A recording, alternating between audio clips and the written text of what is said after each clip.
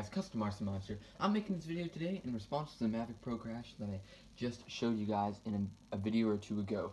So yeah, I've been putting a lot more videos than expected out today. I was just planning to get some footage, but unfortunately it didn't really go to plan, so I decided just to post it up right after the crash happened. So yeah, it was at sunset. There's not much of a sunset, it was kind of snowing, and what happened was that I was coming in for an auto landing. Everything seemed completely normal, just coming down, and kaboom, you know, just took off.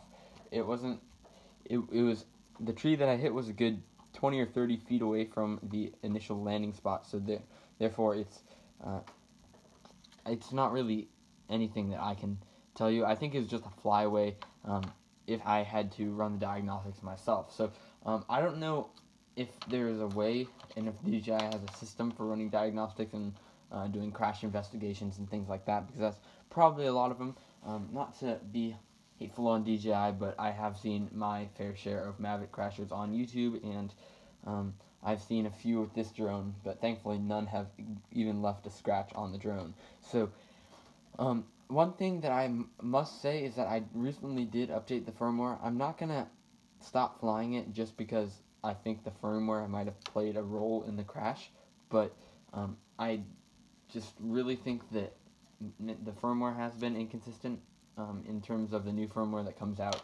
Some of it has been causing crashes and flyaways and things like that, and if you even type in flyaway on mavicpilots.com, you're just going to get bombarded with a bunch of threads about flyaway conditions, and there's even a few that are just repeatedly, every little person that posts is posting about, oh, hey, my Mavic flew away too, or something like that. So it's really dangerous. So here's some damage report. Of course, this prop that I've been playing with down here, this is the only thing that broke. Of course, it broke about a ½ an inch off of it, as you can see, and thankfully that's the only thing. I did have an extra one that I went ahead and put on the bottom, but both my bottom ones are chewed up. For some reason, the top ones are untouched from this crash, and they've been untouched from any other mishap that I've ever seen, except for the back ones, for some reason, are the ones that get all chewed up. So I was planning on actually showing some flight record footage, but I just thought it would be kind of generic, and it really wouldn't tell too much about the crash. So if you want to see more about the crash, I'll link the video in the description below of the crash footage that I just recently posted. So anyway, basically that's pretty much it. One thing that I do want to say before we part is that the gimbal dome saved my camera. So basically I found this drone hanging in a tree just like this, with my finger is the tree branch, is just hanging from the front arm. So it was good. That's like the most lucky way that it could have landed in the tree and stopped, because it wasn't something where I had to climb up. I just grabbed it out of the tree and left. But one thing that really is annoying about that is that it didn't really get stuck, and I'd almost rather have it get stuck.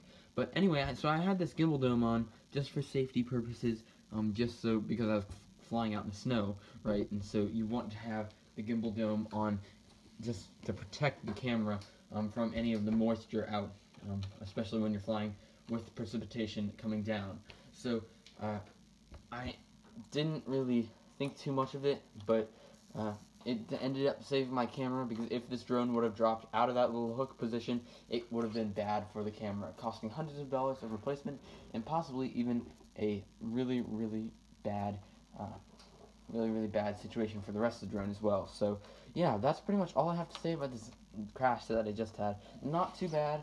I really don't want to make this really clickbaity or anything, but more than it was, but it was really traumatic.